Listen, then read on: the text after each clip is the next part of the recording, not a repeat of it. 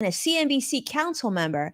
So do me a favor, tell me who you are and where you're joining me from, because I'd love to get a sense of, which streaming platform you're seeing me live. We're streaming about 8 different platforms, which makes this show really fun. We absolutely are live. And, this is a show that has come from the heart, something that we've been working on for quite some time. And so we love coming to you live almost each and every day. Now let's start and talk about how the market closed. And if you've been watching the market this past week, you're probably wondering when things are going to get better. In fact, the last few months, the last year has been pretty choppy, especially with all the Fed announcements and everything else. But unfortunately, not the best news today. The Dow closed down 110 points. The Nasdaq also down almost 100 points, down 97 points, and the S&P 500 also down 24 points. So triple down day. Now, stocks continue to show weakness today, part of it because of disappointing results that came out of Tesla recently. Nasdaq slipped, over almost about 1% today. Almost all the averages continue to be at a loss this week. In fact, we were hoping for an improvement. I'm not sure that it'll get much better tomorrow, but who really knows, right? We'll have to see and kind of follow that and see if there's better news tomorrow. But some of the concerns that investors had today were, of course, that some of the profit margin that was hurt from Tesla. So you saw some declines there, as well as other technology companies, as well as energy. Energy was hurt as well today. We're seeing some disappointing numbers out of American Express, AT&T, amongst many other companies. But next week is the real test to see if, in fact, this is going to help the market, because a lot of the big technology companies are reporting results. And I'm not very, very optimistic in that respect, because as you know, many companies continue to show weakness and are reporting layoffs back and forth. Now, speaking of maybe slight disappointment, I don't know. I guess it depends on which side of the fence you're on this. But speaking of disappointment, some of you may have seen earlier this morning the Starship rocket flight, right? Their motto, though, I will remind you, is this Starship. This is, with SpaceX. They're saying fail fast, but learn faster. That's the company's motto. The Starship rocket had what they consider a successful maiden flight today before tumbling out of control. And in fact, there was a huge explosion in the cloud. It was like a debris explosion. But they're saying it was a good thing, because they're saying this was successful because it didn't explode at the launch pad. It actually exploded later on. Now, this was something that a lot of people have been looking forward to, like one of the most powerful spacecrafts ever. This is by the SpaceX team led by the one and only CEO Elon Musk.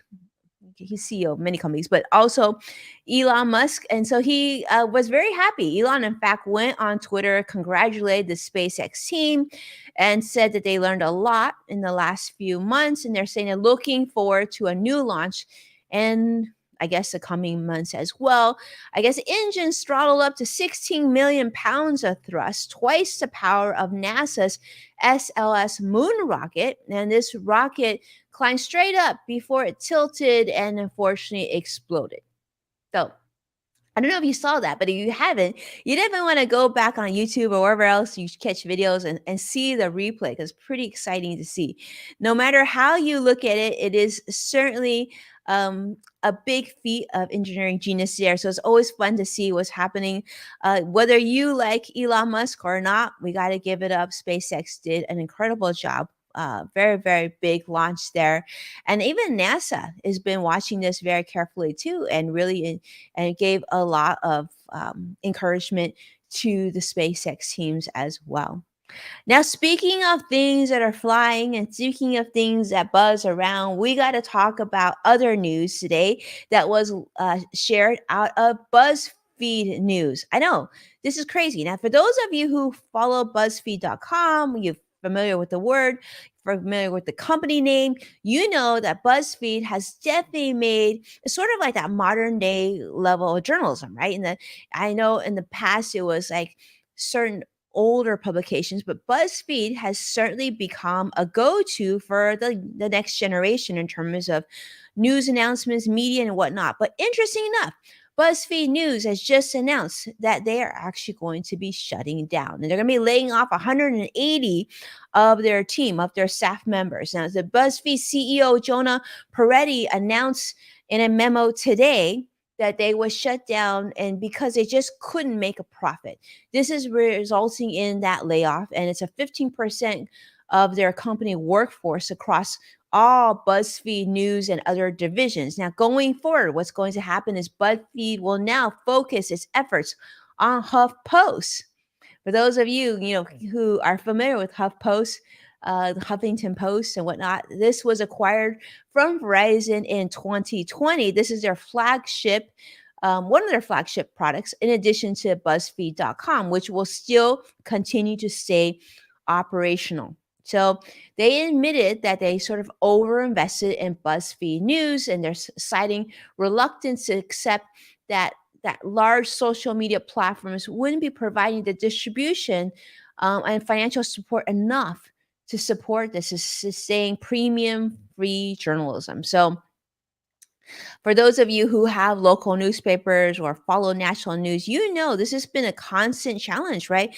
As information is shared now more readily on social media and different platforms, unfortunately, they can't sell advertising as much as they did before. And the way that people consume data and information now has changed dramatically. And so that's what I guess has led to the demise of BuzzFeed News. So, unfortunately, hopefully, the 180 employees that were affected end up finding new positions, maybe within the BuzzFeed.com family or HuffPost. I know they're going to be offering different roles for these BuzzFeed News journalists to match up areas that they're interested in expanding coverage on.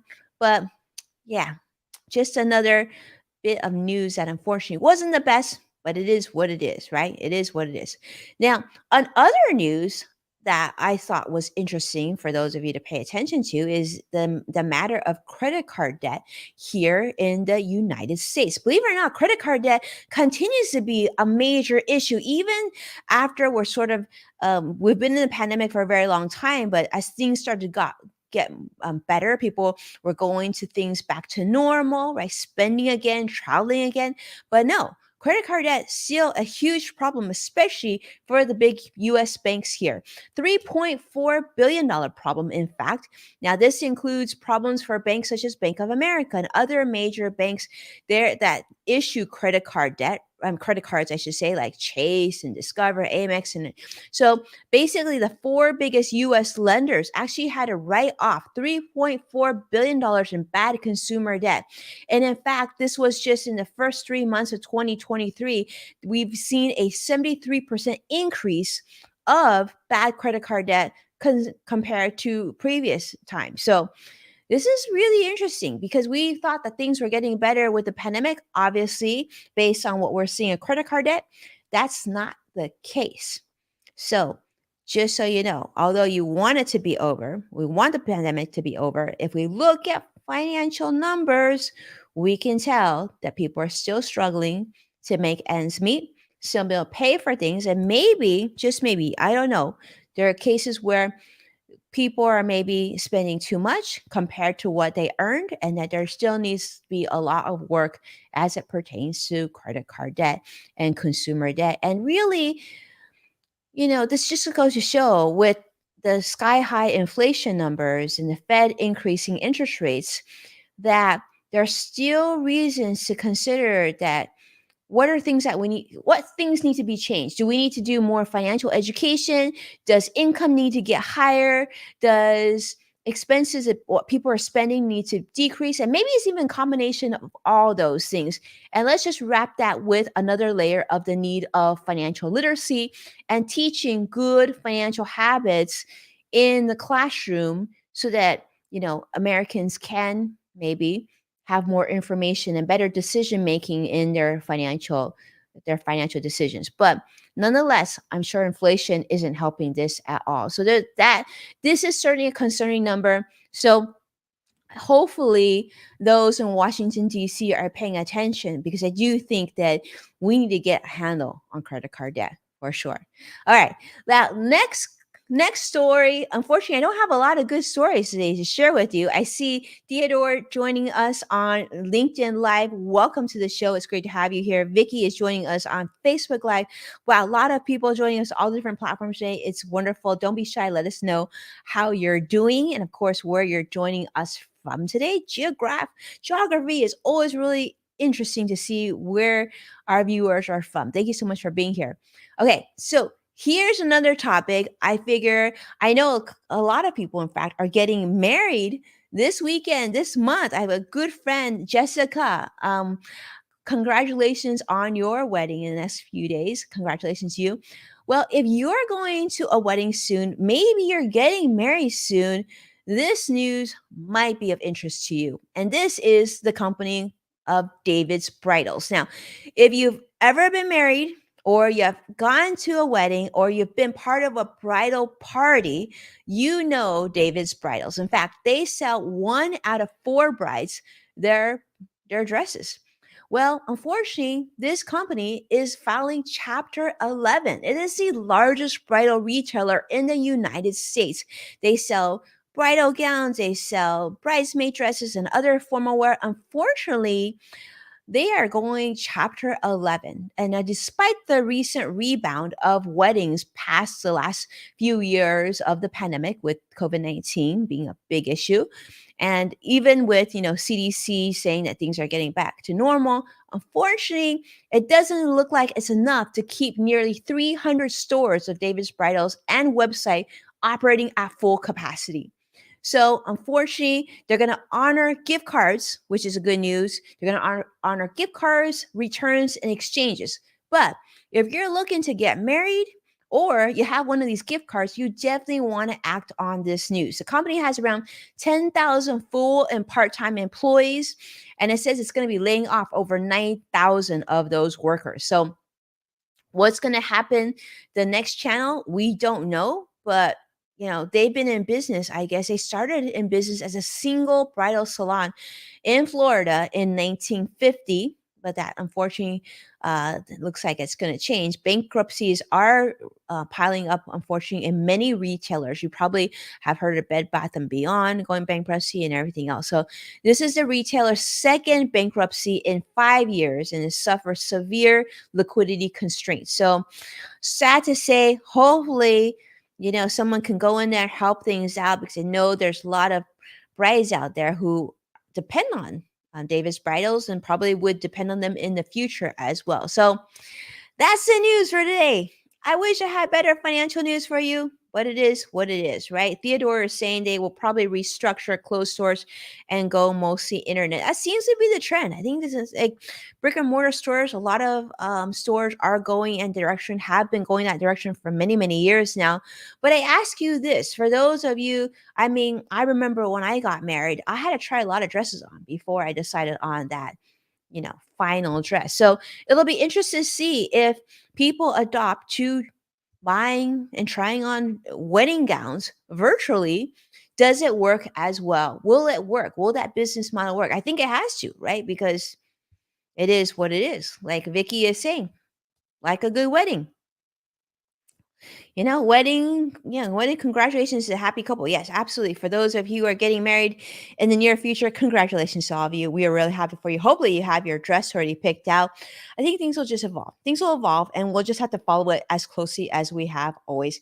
Now, for those of you who are watching me live, I did want to make a note and share with you. I know a lot of you look forward to our In the Loop segment that is tomorrow, usually on Fridays. Unfortunately, we're not going to be doing In the Loop this Friday. We have a very, very important part of our team member, and he's taking a very well-deserved day off. So we're celebrating you, Curtis, tomorrow. And so we're actually going to be not going live for Level Up In the Loop live tomorrow, but we'll be coming back next week. So don't worry. Greg and I will be back. But for those of you, maybe you can just have an early weekend. Celebrate early, celebrate with someone you care about, someone you haven't seen in a long time. Pick up the phone. And of course, if you have nothing to do, share Level Up with your friends and your family and on all of our social media. And make sure to tag me at Winnie Sun so I know to probably thank you like I want to do for Vicky and Joshua and all the people and all our friends who continue to support the show. Thank you so much for watching Level Up. If you enjoyed this video, give us a like and subscribe and to stay up to date on our latest content. And you can find full episodes of Level Up with Winnie Sun on NASDAQ, Amazon Fire, Samsung, Roku, and many other platforms. And don't forget to check out Yes Factor with Winnie Sun on Apple Podcasts and the LinkedIn Podcast Network. Thank you again, and I look forward to seeing you again next week. Take care and have a beautiful weekend. Bye bye now.